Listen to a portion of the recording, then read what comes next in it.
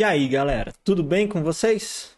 Meu nome é Henrique, eu sou aqui do canal Velharia Recente. Para quem é novo, tá chegando, é um canal que fala sobre mistérios, lendas, SKs, crimes reais aí solucionados e não solucionados, tá? Então, ó, é muito importante, já vai chegando, se inscreve no canal aí, ó, ativa as notificações para ficar por dentro das grandes novidades que a gente vem trazendo e deixa o seu like, isso ajuda muito o YouTube a entender e entregar esse vídeo aí para mais e mais pessoas, para isso trazer, chegar ao conhecimento de muito mais gente e assim, quem sabe, alguma pista sobre alguns mistérios não solucionados, tá? Hoje a gente vai falar sobre o caso Carlinhos. Para quem não sabe, o caso Carlinhos é um caso que aconteceu no dia 3 de agosto de 1973, lá no Rio de Janeiro, e até hoje permanece um grande mistério.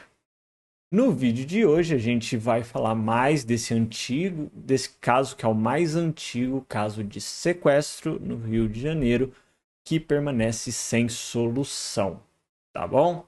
Então, de novo, vai chegando, já deixa seu joinha aí, isso ajuda muito o canal.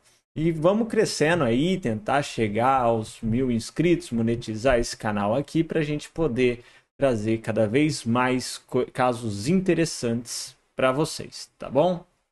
Então, vamos ao caso Carlinhos. Esse caso, Carlinhos, tomou notoriedade nacional por não ter sido solucionado. Ou seja, a polícia não faz a menor ideia do autor desse caso e ele foi veiculado em diversos meios de comunicação, rádio, TV, jornais impressos, boca a boca, certo? A polícia trabalhou lá durante a investigação com inúmeras hipóteses e suspeitos que a gente vai tratando aí no decorrer. Eu tentei trazer uma linha do tempo aqui para vocês, para não ficar vai e volta, então eu tentei trazer uma linha do tempo com os suspeitos, quem é quem, para poder facilitar o entendimento, né? Afinal, eu peguei de vários locais, várias fontes, e aí eu tive que vir trazendo, né? Então, esse sequestro, ele não foi um sequestro comum. Ele se deu na casa onde Carlos morava, o Carlinhos, e teve até um bilhete exigindo resgate, mas a gente vai vendo isso daí mais pra frente. E esse caso também foi relatado no programa de televisão da Rede Globo, Linha Direta. Para quem não sabe, é um programa que trazia, né, esse tipo de assunto. E esse caso foi exibido no dia 26 de junho de 2003. E nessa edição que eles passaram aí do Linha Direta, foi contada a versão da mãe do menino. Mas existem inúmeras versões. A polícia até hoje não sabe. Até hoje é um grande mistério esse caso, né? Então, vamos lá ao caso. Vamos entender o que aconteceu aí para a gente poder tentar saber alguma coisa. Quem tiver alguma ideia, contribuir aí. Tá? Então, deixe nos comentários também o que você está achando do vídeo, o que a gente pode fazer aí para poder, quem sabe, surgir novas pistas desse e de outros casos aí, a gente poder entrar em contato com as autoridades e ajudar eles a ter uma nova pista, uma nova forma de investigação. Então, bora lá. Carlos Ramires da Costa, ele era um garoto de apenas 10 anos de idade e ele nasceu no dia 21 de julho de 1963. A mãe dele era uma dona de casa, Maria da Conceição Ramires da Costa, e o pai era um proprietário de uma indústria farmacêutica na época, a Unilabor, que no caso ele chama João Melo da Costa. E esse menininho de apenas 10 anos sumiu dentro da própria casa, que era localizada na rua Alice, número 1606, zona sul do Rio de Janeiro, em uma noite que, de acordo com algumas testemunhas, as investigações, né, falam que era uma noite chuvosa por volta das 8h35, enquanto a família assistia a novela Cavalo de Aço, que passava na Rede Globo, tá? O Carlinhos, junto com a sua mãe e seus irmãos, que ele tinha vários irmãos. Tinha Vera Lúcia, de 15 anos, Carmen, de 14, Eduardo, de 13 e João, de 11. Estavam assistindo a novela na sala quando, de repente, a luz da casa apagou. Ou seja, deu um apagão ali, normal, faltou energia, né? Um homem jovem, vestindo uma blusa vermelha e com cabelo estilo Black Power, ele entrou na residência quando estava tudo apagado e disse que, aspas, que queria, aspas, a criança menor que estava na casa. A mãe do Carlinhos ali, toda desesperada, entregou o Carlinhos para aquela pessoa e essa pessoa trancou a mãe e os outros irmãos que estavam lá na casa no banheiro. Mas antes de trancar, de fazer de mobilizar eles lá dentro do banheiro, ele entregou um pedaço de papel dobrado para a mãe do Carlinhos. Por volta aí no mesmo dia, por volta das 9 horas, o João, que é o pai do Carlinhos, chegou com outros 2 filhos, que era a Luciana, de 3 anos, e o Roberto, de 8, que eles tinham ido com uma pessoa chamada, os 3, né? O pai e as 2 crianças tinham ido com uma pessoa chamada Abel Alves da Silva, que era funcionário da indústria farmacêutica do João, fazer uma entrega de produtos lá em Copacabana, que é também no Rio de Janeiro, né? Quando eles chegaram em casa, eles destrancaram os familiares que estavam presos dentro do banheiro e o João tomou conhecimento do que havia acontecido ali e a Dona Maria entregou para ele o bilhete que o sequestrador tinha deixado lá, né?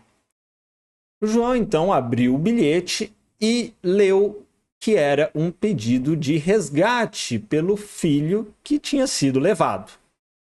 Nesse bilhete, ele estava escrito com muitos erros de português, isso é um dado da polícia já com a análise. Esse bilhete continha muitos erros de português.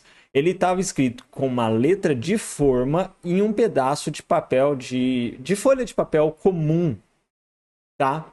E tinham algumas informações escritas ali que o resgate consistia no pagamento da quantia de 1.000 cruzados, o que equivalia, na época, né, que equivalia a 368 mil reais aí em 2017, que foi quando eu obtive essa informação, né? E que esse resgate deveria ser pago até o dia 4 de agosto. O dinheiro, e tinha mais instruções, né? O dinheiro deveria ser deixado em uma caixa de cimento na esquina com as ruas Alice e Dr. Júlio Ottoni, onde tinha lá 2 placas do DR, né? Do Departamento de Estrada e Rodagem, com os itinerários dos ônibus que iam para Silvestre, Mirante Dona Marta, Lagoinha, Belvedere e Cidade Nova. Enfim, voltando, depois que o João leu esse bilhete, ele leu o bilhete e aí a família falou que essa pessoa que levou o Carlinhos fugiu por um matagal perto da casa onde eles moravam, né? E aí o João saiu correndo e iniciou uma perseguição ao suspeito junto com o Abel, que é quem tinha ido lá fazer as entregas com ele, né?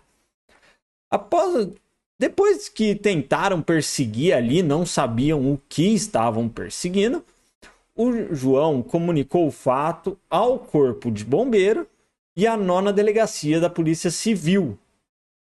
Então, a partir deste momento, teve o envolvimento das autoridades. Mas até então, desde quando ocorreu a falta de luz, o João chegou, leu o bilhete, saíram correndo atrás do suspeito, ninguém tinha ligado para a polícia, para o bombeiro, ninguém tinha avisado as autoridades do que estava acontecendo, né? Depois que avisaram as autoridades, montaram toda uma operação policial ao redor de onde ia ser feito o pagamento do resgate, né? A polícia realizou buscas no local por volta das 9, eram umas 9 horas da noite do dia anterior ao que deveria ser pago, ao que ocorreria a troca, né? E a polícia foi lá no dia anterior, por volta das 9 horas, fazer busca, ver se encontrava qualquer coisa que levasse a esse criminoso. Mas não era só a polícia que estava lá. Os rádios, jornais, as emissoras de televisão também foram lá para poder noticiar. Eles queriam em primeira mão todo esse caso. Era o caso do filho de um chefe, de um dono de um laboratório farmacêutico, né? Todo mundo queria dessa notícia em primeira mão. E aí eles estão lá fazendo as buscas e não revelaram nada. As buscas seguiram até a madrugada e acabaram não revelando. Quando houve uma pausa na madrugada, né, os policiais pararam e continuaram e voltaram na manhã seguinte, no dia do sequestro, mas sem sucesso. E enquanto estavam todas essas buscas lá na redondeza estavam acontecendo, a mídia noticiou, vazou o bilhete deixado pela pessoa que raptou o Carlinhos, né?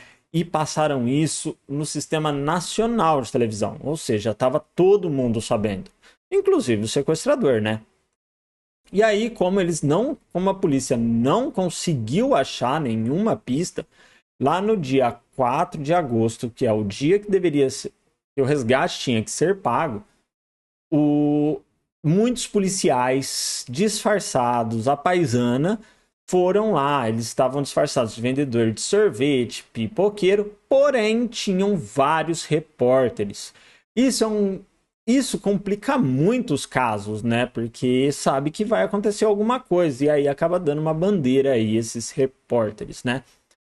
E aí, tentando encontrar onde o Carlinhos poderia estar, os agentes do DOPS é o Departamento de Ordem Pública e Social, que era um órgão do governo. Ele foi criado para assegurar a disciplina e a ordem militar no país, principalmente durante o período de governo chamado Estado Novo e depois durante a ditadura militar.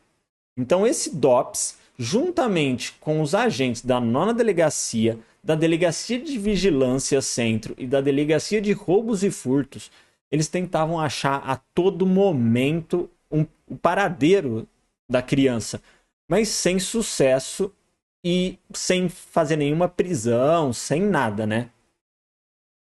A polícia não conseguiu, depois de toda essa investigação, a polícia ela não conseguiu achar provas, nada que incriminasse alguém desse rapto, ou que pudesse até mesmo achar o menino, né? Então, o João fez o depósito que o sequestrador havia pedido lá. Mas, na verdade, ele tentou enganar o sequestrador, né? Ele colocou apenas algumas notas de cruzeiro por cima do papel picado para servir como isca. Mas nenhum suspeito aí apareceu para pegar o resgate que foi pedido, né? Então, sem essa emboscada que eles tentaram armar, não teve sucesso, né? E aí, então, teve todo o início das investigações, né? Todos os inquéritos policiais, a polícia investigando tudo. E aí a polícia, nessas investigações, para começar do começo, voltou na casa onde o fato exatamente tinha ocorrido. E aí começou todo o interrogatório em cima das pessoas que estavam lá. A primeira pessoa que foi interrogada foi Mário Filizola. Quem que é Mário Filizola? Mário era dono de uma clínica médica chamada Dr. Filizola, que era vizinho da casa onde é que o Carlinhos morava. As polícias, as autoridades, assim dizendo, resolveram interrogar ele porque ele tinha oferecido uma quantia de 60 mil cruzeiro para comprar a casa em que a família morava, né? E a polícia achou isso um tanto quanto suspeito. Depois de um tempo de investigação, eles descartaram o Dr. Mário Filizola, ainda no dia 4. Foi lá, interrogou, ele respondeu o que a polícia queria, eles foram lá e descartaram. Mas ainda no dia 4 de agosto, a polícia prendeu seu primeiro suspeito, chamado Kleber Ramos, que trabalhava como marceneiro na clínica do Dr. Mário Filizola. E ele era suspeito de ter sido contratado para cometer isso e forçar João a vender a casa. Ou seja, o médico ele não foi preso. Porém, o marceneiro ele entrou como suspeito e foi preso achando que ele tinha sido contratado para que sequestrasse o Carlinhos e assim forçasse a venda da casa, né? Essa prisão que a polícia fez aí do marceneiro, ela foi baseada nos relatos da filha mais velha do casal, a Vera Lúcia. Mas não adiantou nada, né? O Kleber alegou lá, na defesa dele, que saiu da clínica onde ele prestava serviço por volta das 20 horas, das 8 horas da noite, com mais 3 mulheres. E eles foram todos, os 4, né? Foram em direção à Praça Mauá, onde ele pegou o ônibus para sua casa. E a casa dele fica no Éden.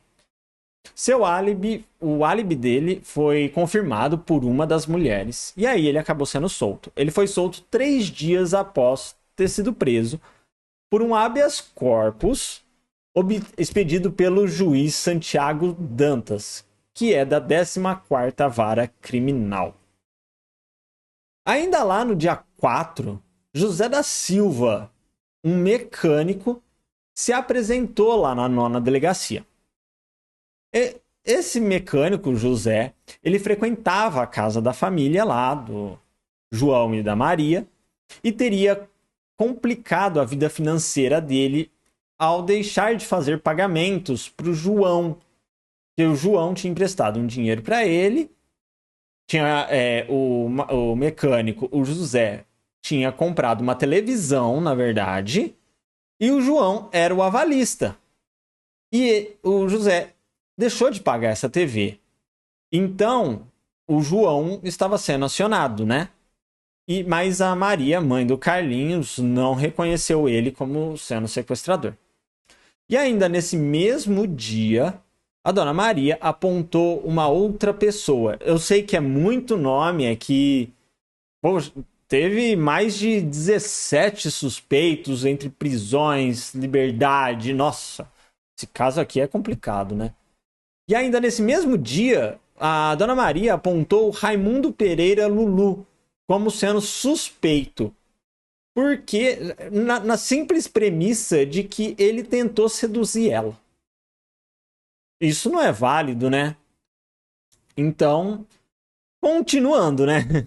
Passado mais alguns dias, no dia 6 de agosto de 1973, a polícia deteve os suspeitos. Olha lá, mais gente. Celso Vasconcelos de Passos, de 38 anos de idade, e ele era comerciante.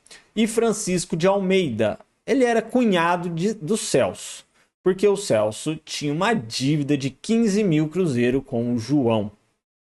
Por causa dessa dívida, o João tinha tomado uma variante amarela do Celso. Por quê? Para poder tentar quitar a dívida, né? Para ele não ficar no prejuízo.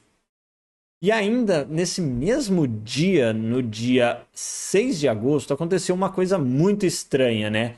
O que levantou muita suspeita, que foi Hildebrando Martins de Castro, um funcionário aposentado da Petrobras, que ele tinha 43 anos, foi até a casa do João e ofereceu 1 ou 2 de seus filhos para substituir o Carlinhos. E é o seguinte, o negócio tomou uma proporção tão grande que as pessoas criou um clamor popular muito grande. E as pessoas começaram a oferecer as coisas. Inclusive, esse suspeito ofereceu 1 ou até 2 dos seus próprios filhos para poder substituir a falta que o Carlinhos faz. Isso é muito, muito suspeito. Enquanto todos esses suspeitos eram investigados, o perito lá o Carlos Éboli, ele relatou que o bilhete de resgate que o sequestrador tinha dado para Dona Maria havia sido escrito fazia 3 dias, 3 dias antes do sequestro. E os erros gramaticais que a gente falou ali atrás, eles foram propositais para realmente confundir os pais e as autoridades nessa busca implacável, né? Quando o perito afirmou isso, afirmou todas essas características do bilhete, as investigações aí começaram a tomar um rumo um pouco diferente. Por quê? As suspeitas agora elas foram para cima da própria família do garoto. A polícia, então, ela começou a investigar e constataram que a mãe, que é a Maria da Conceição Ramírez da Costa, ela tinha um comportamento um pouco estranho e muito suspeito, né? No dia que aconteceu, no dia do ocorrido, ela não foi ao centro espírita junto com os filhos, coisa que ela costumava fazer religiosamente toda quinta-feira ela ia, mas exatamente naquela noite ela não tinha ido, né? Um outro ponto também que chamou a atenção foi que quando a polícia chegou lá na casa da família para registrar, quando eles chamaram o corpo de bombeiro e acionaram a polícia, eles estavam sentados na frente da TV assistindo televisão calmamente, como se nada tivesse acontecido. Poxa, houve o sumiço de um garoto de 10 anos. Como assim a polícia chega e tá a família toda reunida na sala assistindo TV como se nada tivesse acontecido, né? Estouraram uma pipoca e estão assistindo filme, a novela, no caso? Não sei.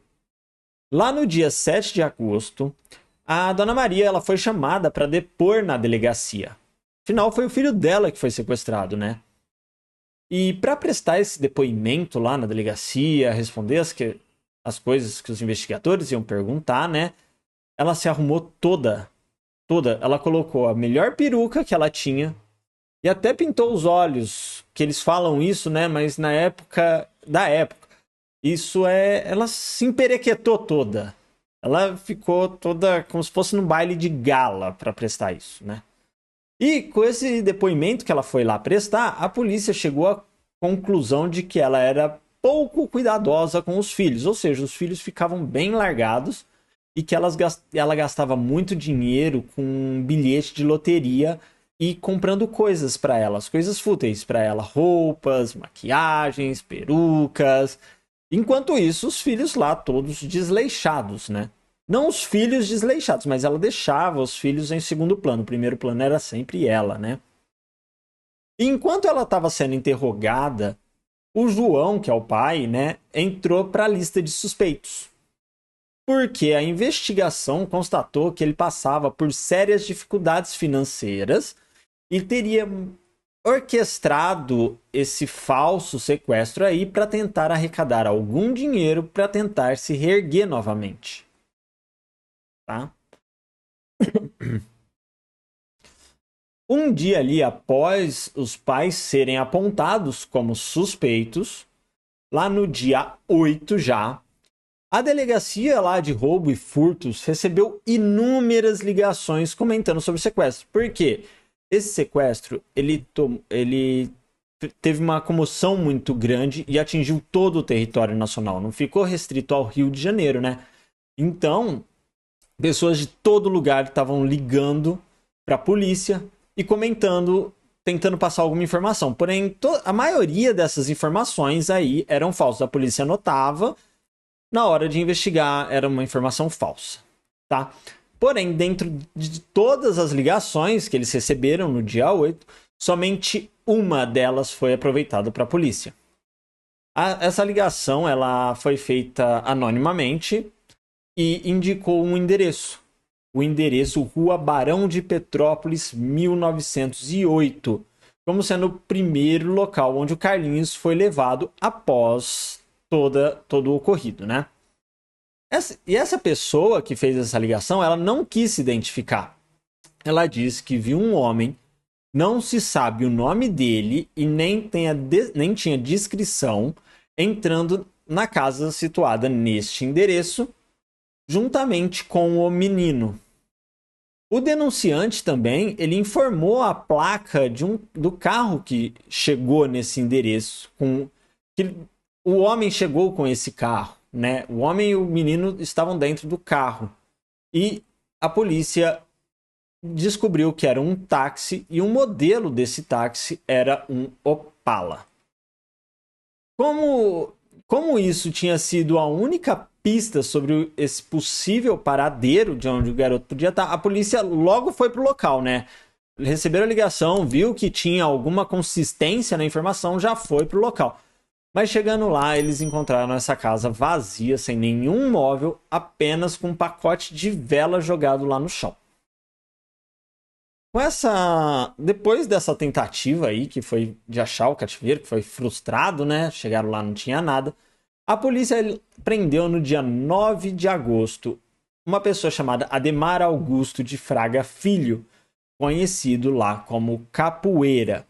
Ele era um ex-agente da polícia judiciária, que juntamente prenderam ele junto com um estelionatário, que o nome eu fiz pesquisas e pesquisas, mas eu não achei esse nome, só fala que foi preso junto, tá?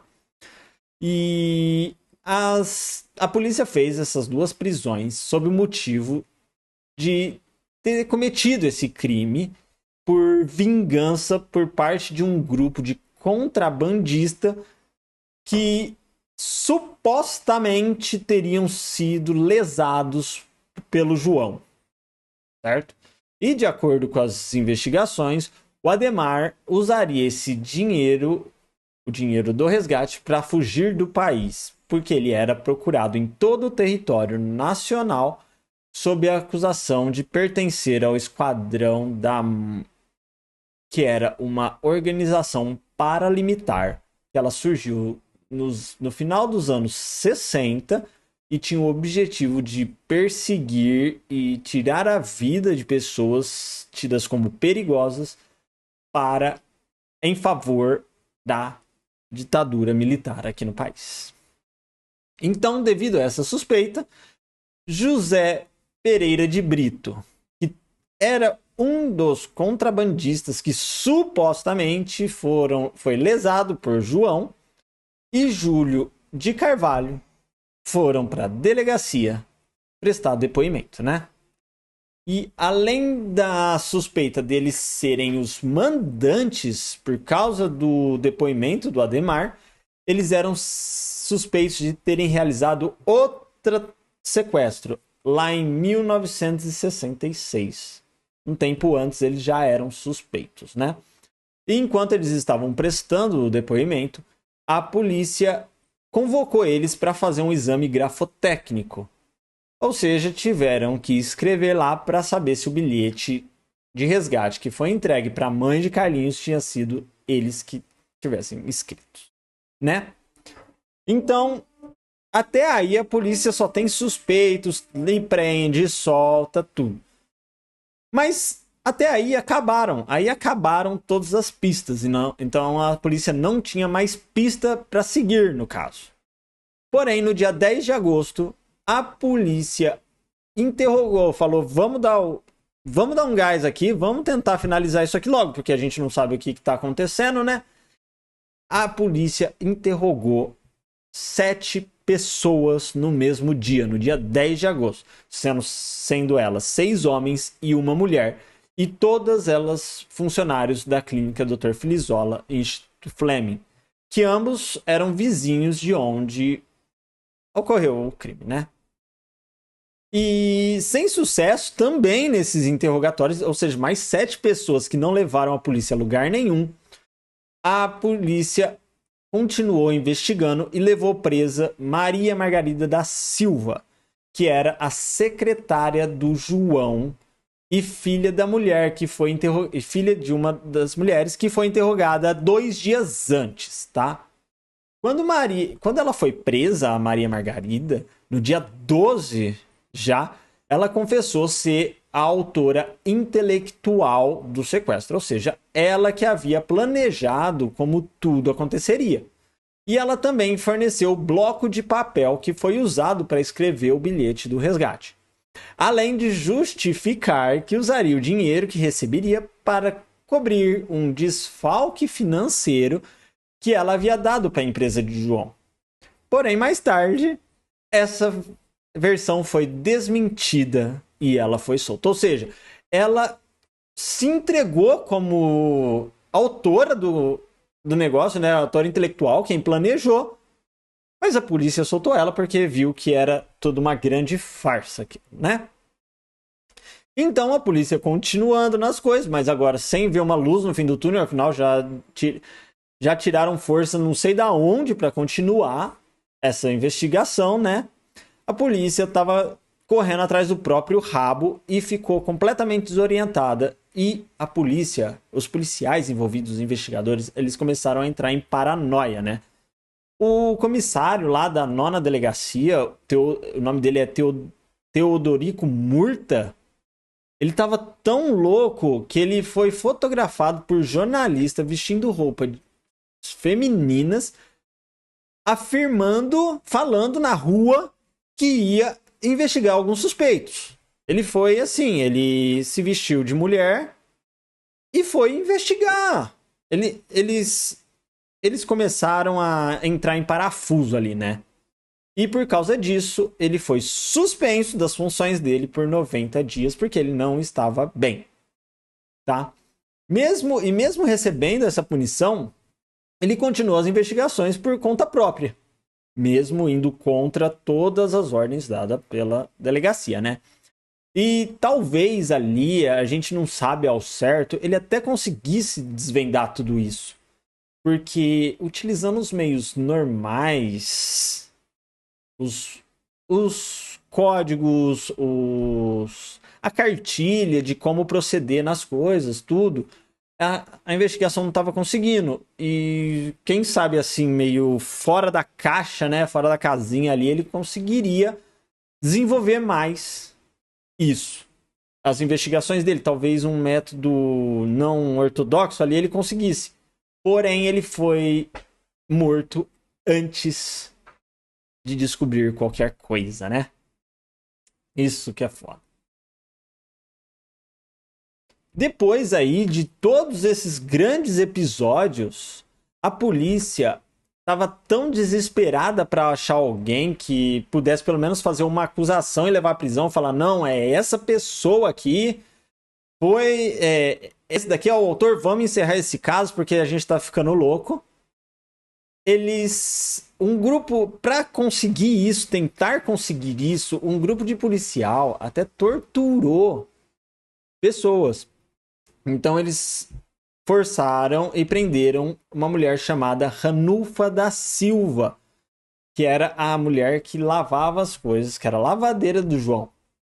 Os policiais, eles estavam esperando que dessa forma aí ela denunciasse, ou seja, forçaram ela para que ela denunciasse uma outra pessoa, Antônio Costa da Silva, conhecido como Pitoco, que ele era ex-amante da Ranufa, e ele trabalhou na casa do João, já tinha 2 anos, e a polícia queria que ela entregasse ele como o autor do acontecido, né?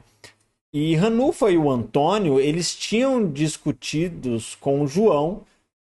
Não achei o motivo dessa discussão e eles foram demitindo. E aí também levanta a hipótese, né, desse sequestro ter sido uma coisa passional e a polícia levantou a suspeita do que a Ranufa e o Antônio haviam discutido porque João também seria amante dela.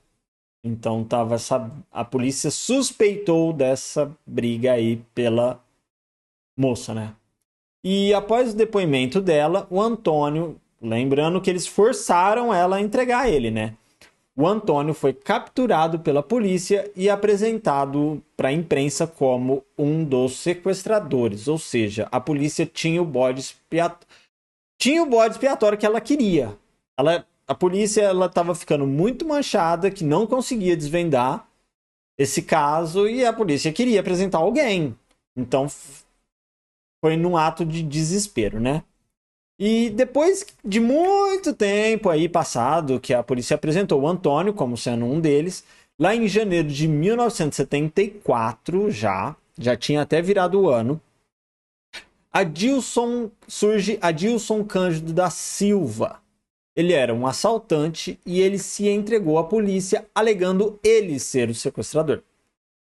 No depoimento dele, ele diz que jogou o corpo de Carlinhos no mar a pedido do pai, João Melo da Costa, tá? Então, ó, a polícia estão fazendo a polícia aí de bobo, porque cada hora surge um falando uma coisa, né? No dia 2 de fevereiro de 1974, uma ossada, né, foi encontrada na praia da Engenhoca, na Ilha do Governador.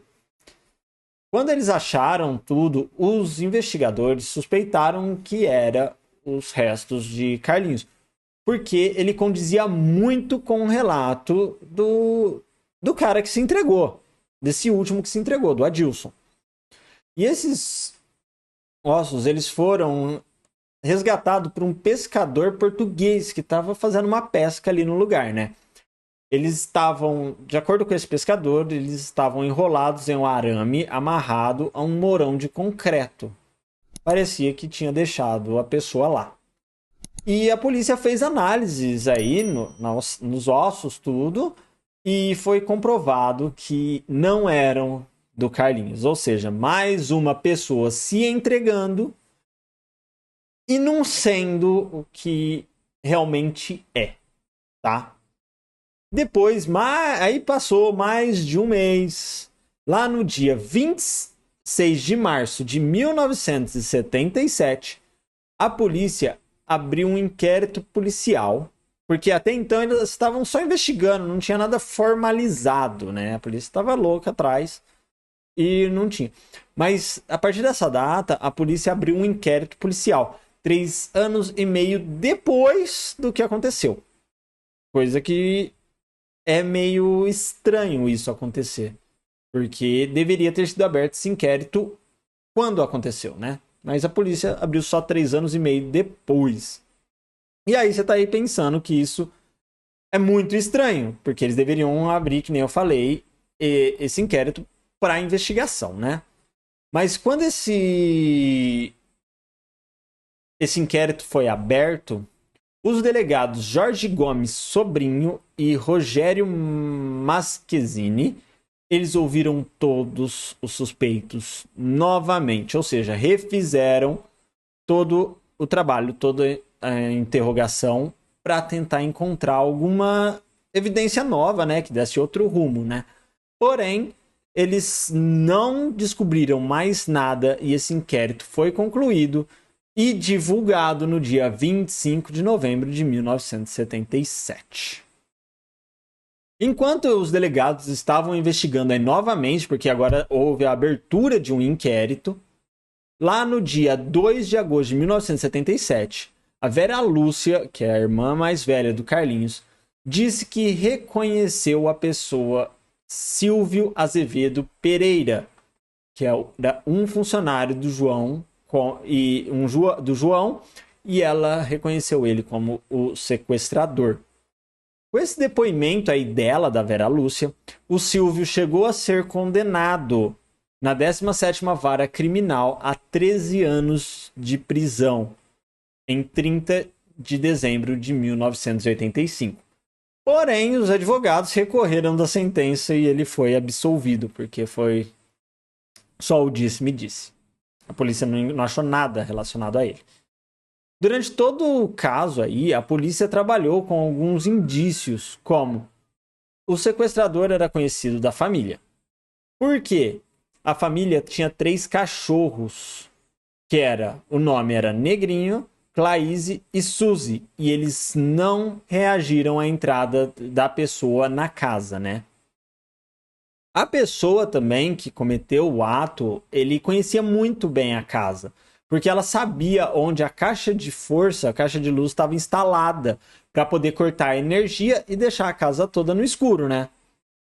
O Outra coisa, o portão lateral da residência, que normalmente ficava fechado, trancado, nessa noite, coincidentemente, ele estava aberto, que foi por onde o sequestrador conseguiu fazer a fuga dele, né? Então são muitas coisinhas ali que deixam esse caso mais cada vez mais difícil de entender. Você aí, assim como eu, já imagina onde isso está chegando, né? Porém, para a polícia não pode ser um achismo. A gente sabe, a gente olha assim e fala, porra, depois de tanta coisa assim, tá na cara, mas para a polícia eles têm que seguir a risca e ter todos os indícios, né? E outro indício muito importante que a polícia levou em consideração na investigação é de que a residência não possuía telefone para que o sequestrador pudesse entrar em contato com o João e a Maria, o João e a Maria, e eles estavam praticamente separados na época. Então, além de tudo, a casa não tinha um meio de comunicação para que o sequestrador pudesse entrar em contato, né? O que causou uma grande confusão na polícia e deixou eles loucos foram todas essas contradições envolvidas, sabe? O Abel Alves da Silva, que é funcionário do João, que estava lá com o João quando eles foram fazer a entrega, ele perseguiu o sequestrador e declarou que viu o Carlinhos e os sequestrador entrar em um táxi Volkswagen vermelho 4 portas e que esse táxi estava parado perto da casa da família e que partiu logo em seguida, ele saiu do lugar logo em seguida do sequestro. E ele também viu um desconhecido descer do carro e entrar no matagal. Quando ele estava fazendo lá a perseguição com o sequestrador, né? Apesar dessa declaração, o João, a Maria e os outros filhos do casal negaram ter visto esse táxi. Então, é mais uma controvérsia desse caso, né? E esse caso aí, ele permanece até hoje sem solução. E não se sabe ao certo o que aconteceu e nem quem teria planejado, porque cada hora é um falando uma versão diferente, inclusive os próprios familiares, né? E caso você tenha aí alguma informação ou fala aí o que você achou desse caso, ele é um caso muito complexo, ele é um caso muito grande, eu tentei dar uma reduzida aqui, uma resumida para vocês, né? Deixa aqui nos comentários também, comente, assistir até aqui também para eu saber que você chegou até aqui, tá? E também não esqueça de deixar seu like, se inscrever no canal, que é muito importante. Aí vamos crescer esse canal, tentar trazer casos cada vez mais complexos.